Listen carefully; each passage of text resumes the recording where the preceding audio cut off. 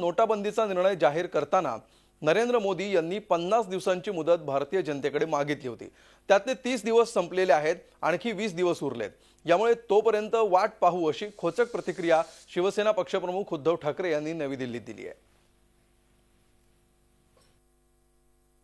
शिवसेनेने एवढंच ठरवलेलं आहे की 50 दिवसाचा वादा जर का पंतप्रधानांनी केला असेल आणि एकूण त्यांचा जो काय ऑनलाईन सर्व्हे वगैरे झाला त्याच्यामध्ये नेमके किती कोणत्या लोकांनी सहभाग घेतला कल्पना नाही, कारण कदाचित काही जणांनी आपल्याकडनंच मला सांगितलं की परग्रहावरच्या लोकांनी सुद्धा त्याच्यामध्ये सहभाग घेतला होता।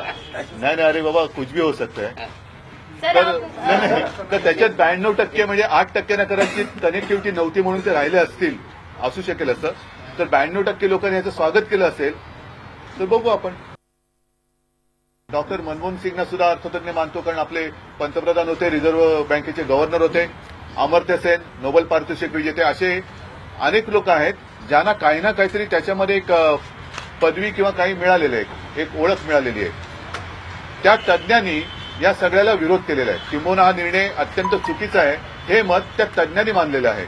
मग आपण असं म्हणूया का की या तज्ज्ञांच्या सगळ्या डिग्र्या बोगस आहेत आणि या डिग्र्या त्यांनी काळा पैसा देऊन घेतल्यात असं मानायचं का? आणि तसं जर असेल तर यांच्या डिग्र्यांची चौकशी करा आणि असे बिनबुडाचे सल्ले देण्यापेक्षा त्या डिग्र्या रद्द करा। झी 24 तास रहा एक पाऊल पुढे।